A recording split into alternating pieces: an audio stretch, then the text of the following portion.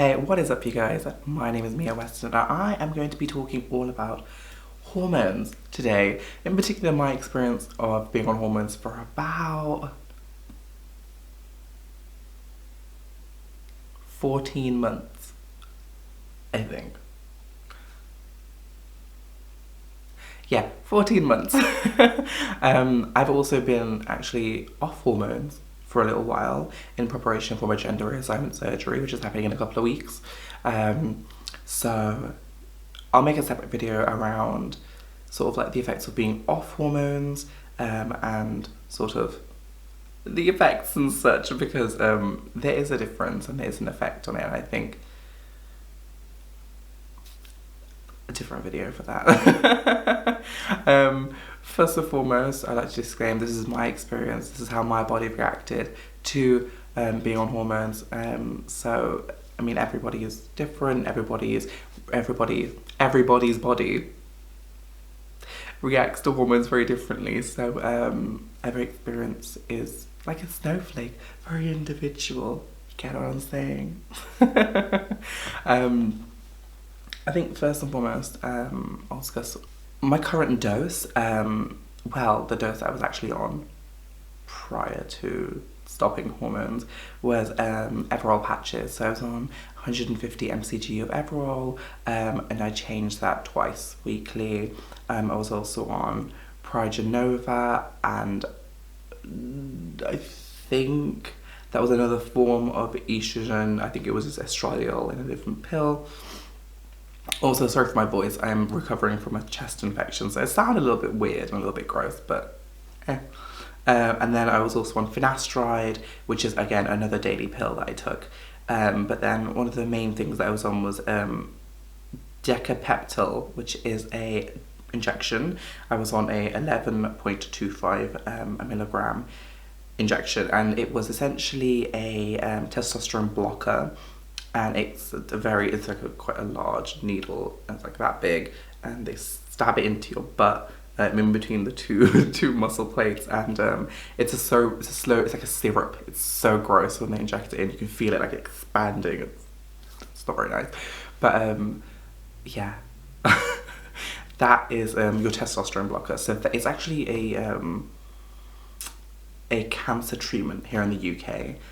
So what it does is it stops your testes from producing or functioning at all. And yeah, that was the medication that I was on. I was on that for 14 months, and so far it's been great. I mean, there's been massive changes to my body, mentally, all that fun stuff. But I think what some people forget is being on hormones doesn't automatically fix your dysphoria. Sorry. Yeah, so being on hormones doesn't fix your dysphoria. It doesn't, you don't take it and then you wake up in the morning like, yay, I'm a woman or a man now. It really helps, but at the end of the day, it's a journey that's heavily sort of mental, and it's about how you perceive yourself. So the more comfortable you get in your own skin, the better off you'll be. I mean, it took me a while. I mean, I was on hormones for a little while before I started to fully, not necessarily accept who I am, but more so, you know, mentally I had to, like, I knew I was trans, I knew that I was a woman, but it's acknowledging the fact that, okay, yes, I'm 22 years old, I'm 21 years old at the time, and this is a journey. It's going to be a long, it's not necessarily a long road. My transition start to finish is from wanting to get on hormones to getting on hormones is about 1 year, and then being on hormones for 1 year, then getting gender reassignment surgery, my breast augmentation done. But then it's smaller things like laser hair removal on my face, it's you know, on my body, etc. So there's always going to be little markers and little milestones that you're gonna have to do, and I think the sooner you start mapping out what you want to do, when you want to do it, how you want to do it, so it gives you an end goal. And I'm not saying once you've done all these things you stop transitioning. You know, there's a lot of debate in that, you know, you never stop transitioning, or, you know, once you have surgery, you've stopped, etc. I mean, it's a very narrow-minded approach, and I get that. But for me personally, as a transgender woman who wanted surgery, as in bottom surgery, the vaginoplasty, a breast augmentation, etc., that was the correct road for me. So as soon as I started to think in the right manner and thinking, yes, this is what I'm doing, this is how it's gonna work, blah, blah, blah, then, you know, I was happier. I have a little list of things that I've written down. So, one of the things that people always want to know is sort of like markers, like, you know, 1 month update, 2 month update, etc., etc.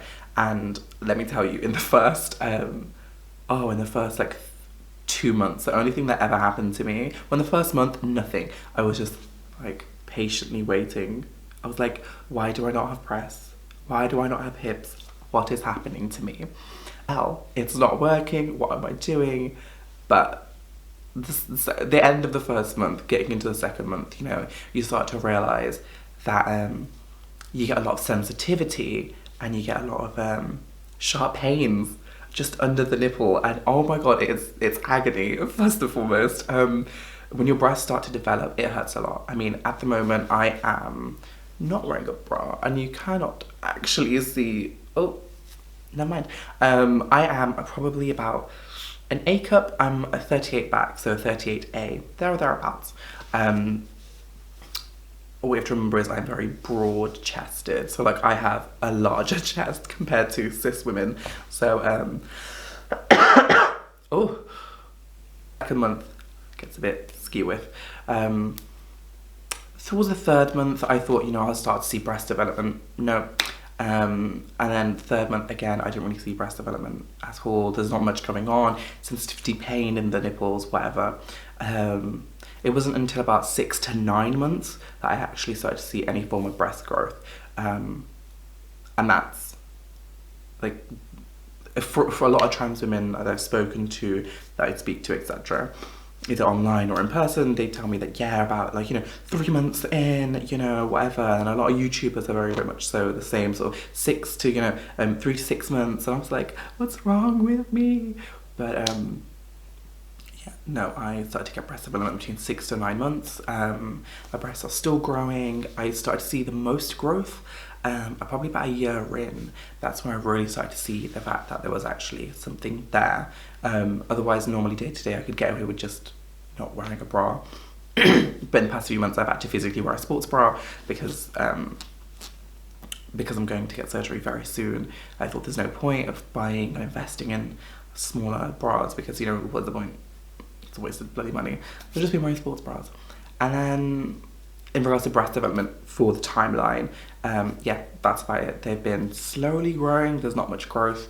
I spoke to my surgeon and he said once I get my gender reassignment surgery done, I will probably see some breast development just because there's no testosterone in your system, estrogen is a little bit more prevalent, etc. So there probably will be some, not necessarily drastic, but some breast growth. Up to 2 years of being on hormones, you can have breast development. Again, everybody's different, so it's hard to tell. Hair growth. Right. Your face will not be affected by hormones. But I guess in a sense it will. It gets softer, but the amount of hair you have will not change. I'm from Indian descent, so my parents are from India. Like, you know, I'm first generation UK, whatever, but yeah, I obviously, hold on, I'm trying to get the viewfinder to focus. So as you can see, I just shaved and I still have the blue hue, etc. I still have sort of I still have sort of the, hold on, there we go. I still have a general beard line. I've had 12 sessions of laser, in the sense of, I get something called the Soprano Ice Laser from a company called VG Medispa in the UK / Smoothed. I think it runs across 2 separate companies. I've had 12 sessions on my face. And all that's done is reduce the beard line up here, a little bit here, a little bit here. Well, on my cheeks, my mustache is pretty much gone. So I'm looking at the viewfinder so I can actually point out where. And then I still some sporadic hair loss down here. It's made it a lot less, but you know, at the end of the day, it's still a full beard line. And you know, once I get my surgery done, I will then start getting electrolysis to help remove whatever's left over. In regards to body hair growth, I have the most sporadic hairs on my legs. They still grow quite quickly, but they're softer. But it is quite sporadic. Like there's patches of just smooth baldness, like quite large patches. So that's great. That's mainly my calves. Towards the thighs, you know, there is still some hair, but you know, either waxing or shaving, I have a strict regime for that. It will probably clear up some of that. Arms, my arms are one place that it hasn't, like, it's relentless. Like it grows back really quickly, and it's still the same thickness as to prior transitioning, and it is still prickly, which is kind of nasty, but it is what it is. Back hair and chest and abdomen has really thinned out as well. So how much of that is hormones and how much of it is a strict waxing regime, I don't know. So do both. Get waxed constantly, every 6 weeks gets waxed, and then, you know, have the hormones try and deal with the rest. Fat distribution, the choice. I have a softer jawline now. It's generally, I used to have quite an angular face. Like I was very like, I'd constantly think I was a model. I was living life. But yeah, so I have quite high cheekbones, and then my cheeks are filling out more and more. Day by day, you can see more of a difference.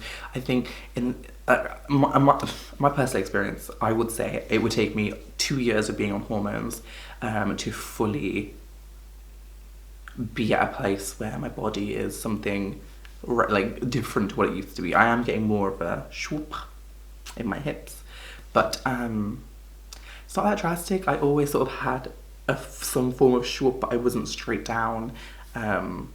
Whether it was love handles, I don't know. I've been a little chunky before, so I'm not sure. The butt. People always talk about like this massive growth in the booty area. I didn't necessarily experience that.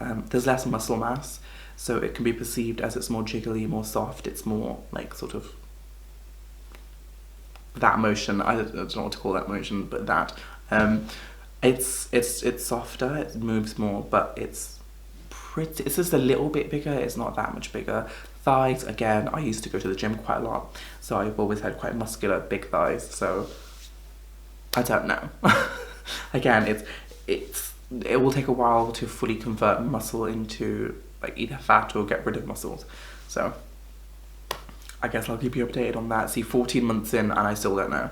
I used to go to the gym quite a lot, so I have quite high traps. I don't know what they're called, the shouldery muscle. I don't go from neck to like sweep out. I have like neck bump for the muscle and then flat out to shoulders. So I still have that. I've been on hormones for, yeah, again, over a year, and it's still there. I used to have an issue with it, but I've made my bed, it's fine. Mental changes. Mentally, I'm a lot happier. You know, in general, I am sort of more content. Transitioning, like, hormonally for me was predominantly to help my mental changes. I was pretty much okay with my body remaining the same because I knew at some point I would get my breast augmentation and gender reassignment surgery done, and that was the two main things for me. So in regards to like fat distribution and, you know, thinning of hair and things like that, it's a great add-on, but I'm mentally a different person, and people who've known me over the years, they were a testament to that. I was very hot-headed, I was very angry, you know, I was not necessarily the nicest person. I'm not saying I still am, I'm still horrible, but you know, I don't know, it's hard to explain the mental changes. I'm happier, I guess. I'm more content. I don't constantly wake up in the mornings, look in the mirror and sob because I feel like I'm in the wrong body. You know, and I think whether that's a mixture of me having my timeline and thinking this is what I'm going to do, this is how I'm going to achieve it, and I'm setting my plan in motion, and how much of it is actually the hormones. It's hard to tell. Probably a mixture of both. But mentally, I'm happier, more content, etc. Everything. In the next few weeks, I will be sort of making updates, making videos about... when am I actually going? Hold on. I think I have 18 days perhaps. Hold on. I just go down to my countdown. I have 18 days until I fly out to India. And that's where I'm getting my gender reassignment surgery done. I will be making a whole different video on that, so keep your eye peeled. So yeah, but I will be vlogging the entire sort of like experience and all that sort of fun stuff, so keep your eyes peeled.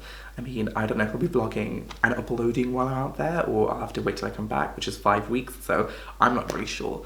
But yeah, I will record it, and then I guess I'll let you know. All my social media information,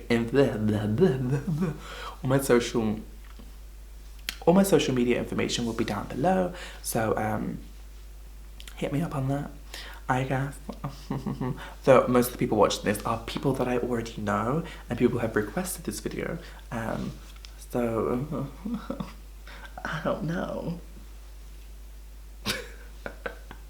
Yeah, so I'll see y'all soon. Take care of yourselves.